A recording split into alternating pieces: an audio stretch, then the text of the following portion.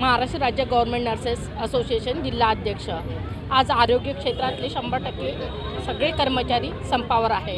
आमची इच्छा नसतानाही आज संप पुकारावा लागला, कारण की गोरगरीब जेही काही लोक आहेत त्या सगळ्या लोकांचा आज आरोग्यावरती परिणाम होत आहे।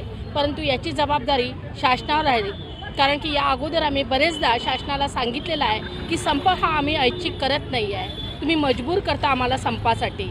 आम्हाला याची जाणीव आहे की या संपामुळे आज संपूर्ण हॉस्पिटलची सेवा ही परिणामकारक झालेली आहे। पूर्ण ओटी, कॅज्युअल्टी, ICU हे ठिकाणातली सेवा आज परिणाम पडलेला आहे। रुग्णांना सेवा मिळत नाही आहे।